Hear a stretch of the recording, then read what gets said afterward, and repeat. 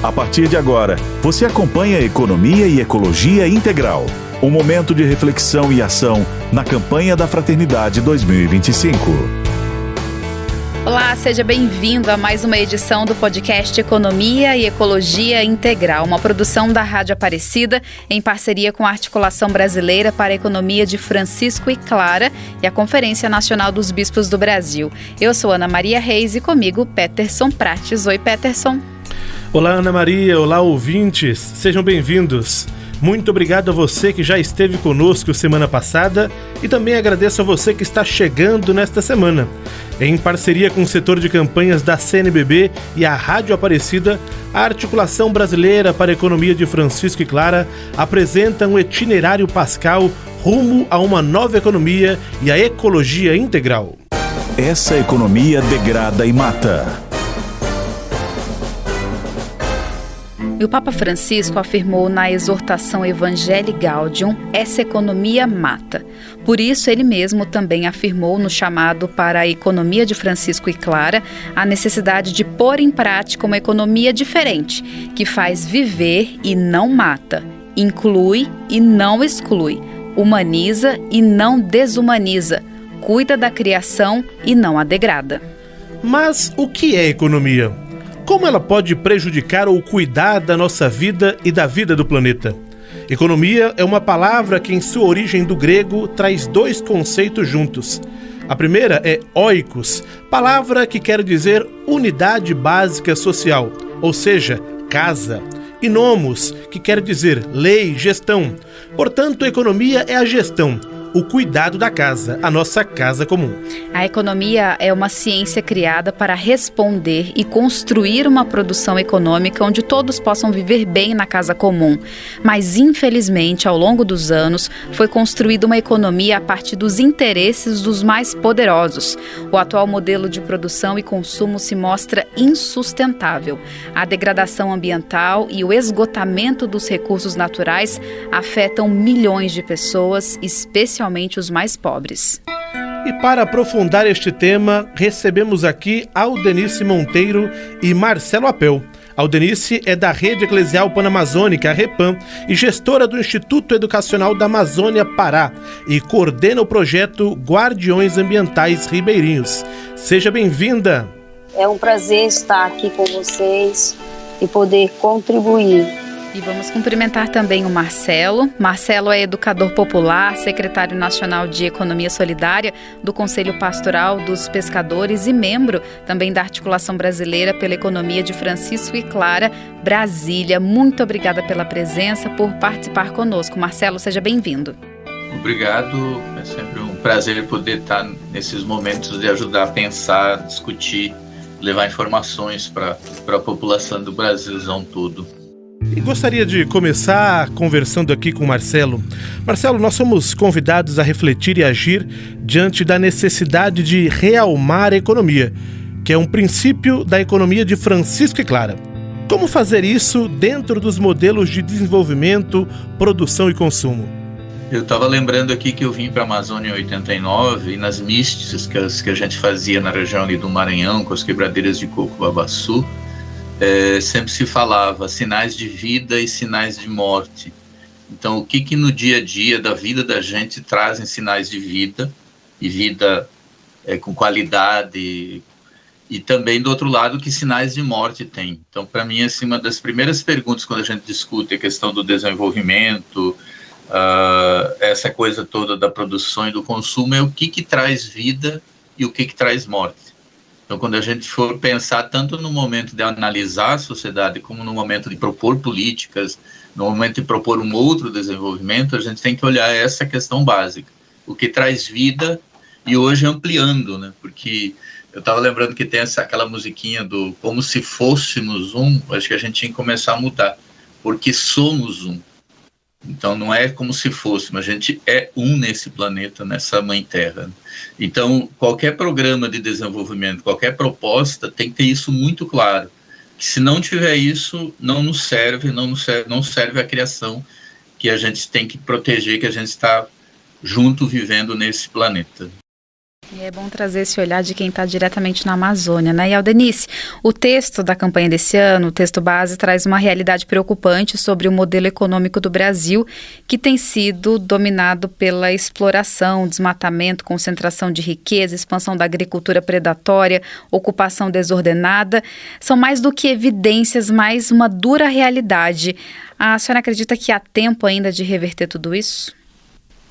Eu sinceramente acredito sim que há tempo.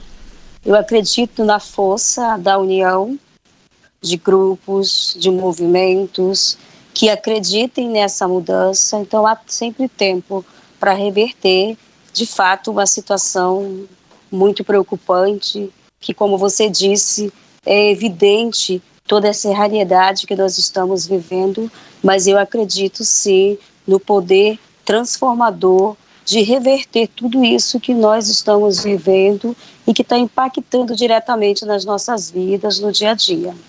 E bom, é importante ter esse olhar esperançoso que a Aldenice nos traz. Marcelo, ainda que a crise socioambiental afete a todos, seja aqui no Brasil, seja no mundo, mas os mais prejudicados são sempre os mais vulneráveis, e em especial as comunidades tradicionais, os povos indígenas. Por que será que ainda a gente não aprendeu com eles que é possível aproveitar o que a natureza oferece sem destruir o que Deus criou? Então, acho que isso tem uma origem no modelo que foi sendo construído, e não é só no modelo capitalista atual. Eu acho que isso vem de muito antes, desde quando a gente começou a olhar para a natureza, para ela estar a serviço da gente. A gente não olha a natureza como a gente fazendo parte dela. Então, tudo vira recurso, tudo vira finanças, tudo é comercializado. Então, as comunidades indígenas, as populações tradicionais têm uma coisa muito forte, que é um outro tipo de fazer ciência, que é uma ciência que convive com o que tem no entorno. É muito diferente da ciência que a gente tem hoje, que é uma ciência para dominar, para controlar, para extrair tudo que tem na natureza. Então a gente precisa ter uma conversão nesse sentido, de repensar essa situação toda, né? E também outra coisa desse modelo que a gente tem é que ele foi nos desvinculando da natureza. A gente parece que sempre está lá acima. Tudo tem que estar a nosso serviço. Por isso, por exemplo, eu não acredito que eu seja responsável, e as populações tradicionais não são responsáveis por essa crise, porque a gente não trabalha nesse sistema, a gente trabalha contra isso. Então, um caminho, para mim, assim, muito forte, que eu tenho, pelo menos, aprendido no trabalho na Amazônia, é que a gente tem que aprender com as populações locais.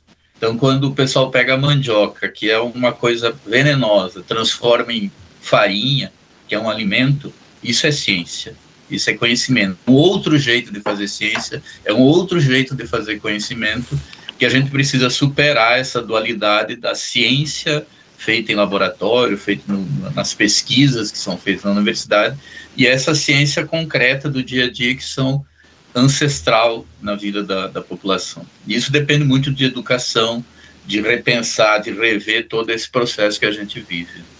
Eu queria conversar com a Aldenice também, a Aldenice que está no Pará, o Pará que é o centro do olhar do mundo por causa da COP30 este ano, que vai ser realizada no estado do Pará, e a Repam Brasil lançou no início deste ano a cartilha ABC da COP. A senhora poderia falar mais para a gente sobre o conteúdo e também as diferentes formas que a Repam tem trabalhado para informar e engajar a comunidade também nesse evento que é tão importante, não só para o Pará, mas para o Brasil e para o mundo também? Assim, a gente recebeu assim, com muita satisfação essa cartilha que a Repam preparou. Ela veio, como nós costumamos dizer assim, a calhar neste momento em que nós já vivenciamos a COP, porque nós já começamos a discutir, a participar das conferências livres, a participar da conferência municipal, que tudo leva a esse grande momento que nós, como você bem disse, estaremos vivenciando em novembro, tanto no Pará como no Brasil e no mundo. Mas nós, e especialmente que estamos aqui, que fazemos parte dos povos tradicionais, que somos ribeirinhos, a gente sabe que é preciso muita luta para a gente, de fato, fazer parte desse processo. Porque nós sabemos que haverá movimentos paralelos, diversos em Belém, porque uma imensidão de gente que vai estar lá e que certamente tem muitas cadeiras marcadas para serem ouvidas. Mas nós precisamos, consciente do nosso papel, do lugar em que nós estamos, nos preparar para esse grande momento. E aí essa cartilha que a RIPAM preparou, ela é assim, de fundamental importância e já está servindo para as nossas discussões locais, porque ela nos traz assim, informações muito básicas de como a COP funciona, o que é a COP, o que é essa conferência das partes, o que ela tem sido. Ela traz assim, um resgate do que tem ocorrido nas COPs anteriores e do que pode vir a ocorrer na COP que se aproxima. Então, é uma cartilha assim, muito boa, que para nós tem sido assim, de fundamental importância, como eu já disse, nesse momento de escuta, nesse momento de preparação, porque ela nos faz compreender a importância desse grande evento, tanto para nós, Amazônida, como para o mundo todo. Então, participar desse processo através de uma formação que nos leve a compreender o nosso papel é, de fato, algo assim muito importante, e que essa cartilha veio somente somar com tudo aquilo que nós estamos vivendo em torno desse grande momento que será a COP em Belém. Que bacana, muito importante isso, importante saber que a RIPAM, que a CNBB estão envolvidas também, enquanto igreja no Brasil, na celebração dessa COP, e a gente está na expectativa também de, o quanto antes, saber da mensagem do Papa, né, para a COP que vai acontecer em Belém do Pará. Mas queria agora perguntar para o Marcelo que acompanha há tanto tempo políticas públicas também a partir da realidade das comunidades tradicionais, a partir da realidade dos pescadores, né? Diante dessa necessidade de incentivar a economia de base sustentável, como que você avalia, Marcelo, as políticas públicas de apoio a projetos com esse viés? Então, esse sempre é um tema espinhoso, porque a gente vê que é uma coisa em disputa. Existem várias políticas pensadas, várias coisas propostas, mas quando a gente vai para a discussão, quanto dinheiro tem para isso? Então, há uma disputa muito clara por recursos, né? Quando você tem o dinheiro que o agronegócio tem, de milhões para investir no agronegócio, e o que tem para a agricultura familiar e para a agroecologia, que são políticas públicas que poderiam trazer um maior benefício para o conjunto da população, há uma disparidade muito grande nesses valores. Então, para mim, assim, tem várias coisas que estão acontecendo que precisam avançar do ponto de vista da luta pela narrativa também. Quer dizer assim, a agroecologia, sim, ela pode produzir alimentos suficientes para a população do mundo. O agronegócio sempre coloca o outro lado dizendo que sem eles não tem comida. É uma grande mentira. Então, essa discussão das políticas públicas que estão sendo pensadas, elas precisam ter mais robustez do ponto de vista de investimento por parte do governo federal, do governo dos estados, dos municípios. Então, a relação que eu vejo assim muito é uma relação de disputa o tempo inteiro. Uma hora avança uma coisa, na outra hora cai outra coisa. E eu acho que isso chama a gente para estar nessa luta por essa incidência política mais concreta, né? Então, para mim também a gente tem que começar a avançar mais em construir também coalizões de várias organizações e movimentos para ter mais força de pressão sobre esse processo de definição de políticas e dos recursos para isso acontecer. Porque senão você fica fazendo, às vezes, políticas que são mais assistenciais e não mexe na estrutura da sociedade. Então, essas são coisas que a gente tem que olhar também, que as políticas públicas têm que mexer com a estrutura. Porque se não mexe com a estrutura, é só passar um pano para a coisa continuar do jeito que está. E quando é assim, o problema volta novamente. Marcelo Apel, eu gostaria muito de agradecer a colaboração, a conversa conosco aqui no podcast. Seja sempre bem-vindo. Muito obrigada. Obrigado. Estamos à disposição quando precisar. Aldenice Monteiro, muito obrigada também por compartilhar tanta experiência com a gente. Muito obrigada por ter conversado conosco. Obrigada. É sempre uma boa oportunidade estar discutindo questões tão importantes. E sucesso, bom trabalho. Bom falar com quem é da Amazônia, não é, Peterson? É isso mesmo, né? Que bom poder compartilhar. E hoje a gente teve um episódio das águas, né? Porque os nossos dois convidados estão justamente e trabalham, né? Seja o Denise com as populações ribeirinhas, seja o Marcelo com os pescadores, trabalham nessa dinâmica das águas. Muito bom escutá-los. Amazonas e Pará, maior floresta tropical do mundo. Sejam sempre bem-vindos e muito obrigada. Campanha da Fraternidade 2025. Fraternidade e Ecologia Integral. Disse o Papa Francisco em discurso no Encontro Mundial dos Movimentos Populares em 2015.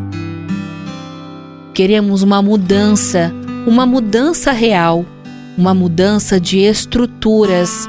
A justa distribuição dos frutos da terra e do trabalho humano não é mera filantropia, é um dever moral. Para os cristãos, o encargo é ainda mais forte. É um mandamento.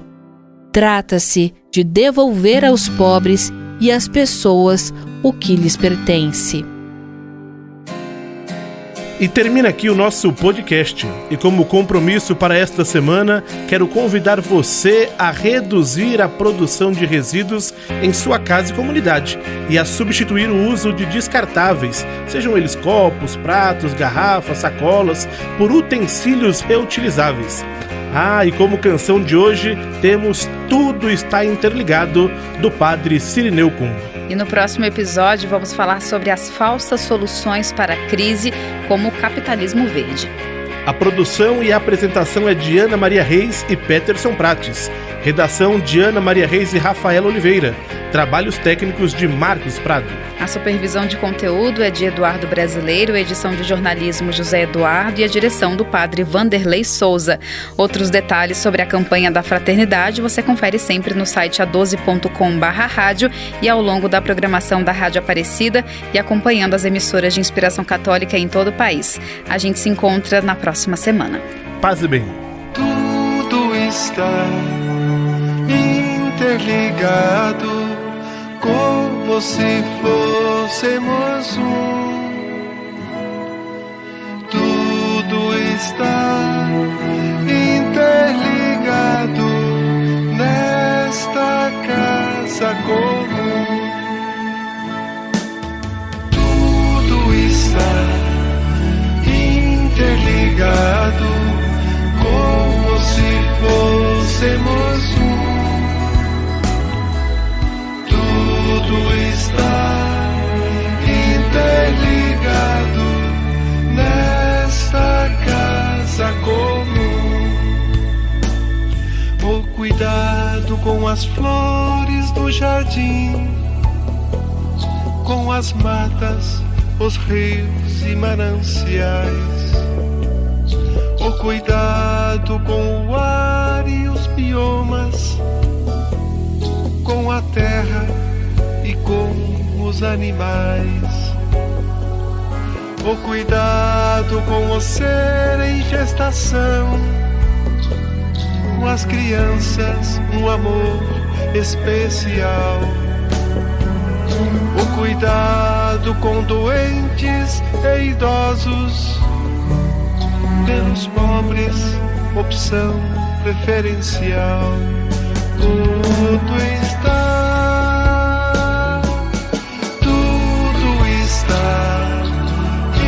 interligado, como se fôssemos um.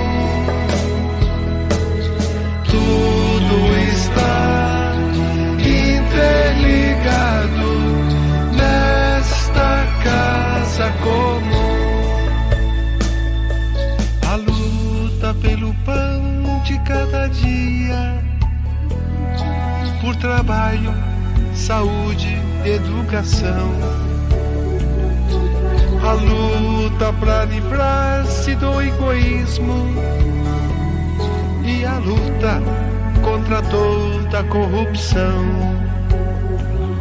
O esforço contra o mal do consumismo, a busca da verdade e do bem. Valer posse do tempo de descanso, da beleza deste mundo e do além, porque tudo está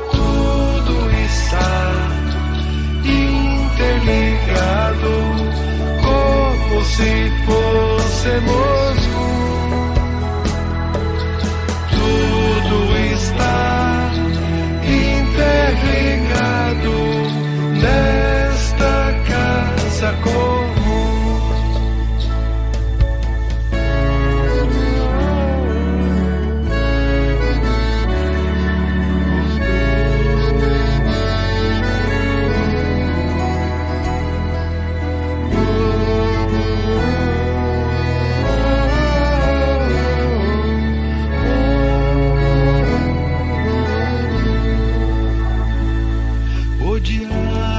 Na escola e na família, entre povos, culturas, religiões, os saberes da ciência e da política, da fé, da economia em comunhão,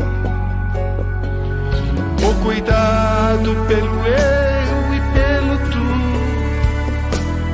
pela nossa ecologia integral, o cultivo do amor de São Francisco, feito solidariedade universal, porque tudo está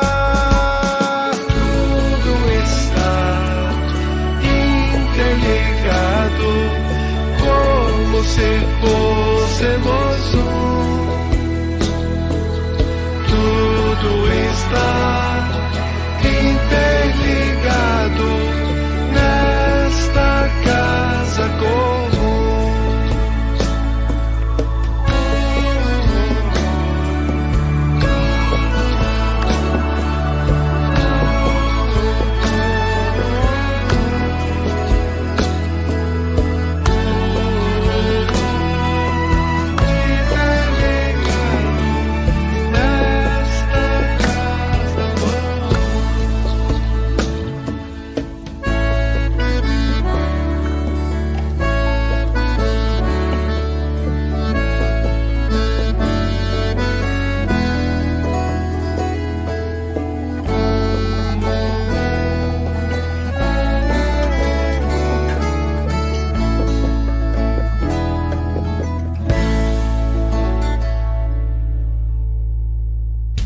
Você ouviu Economia e Ecologia Integral, uma produção da Rádio Aparecida, em parceria com a Articulação Brasileira para a Economia de Francisco e Clara e CNBB, Conferência Nacional dos Bispos do Brasil.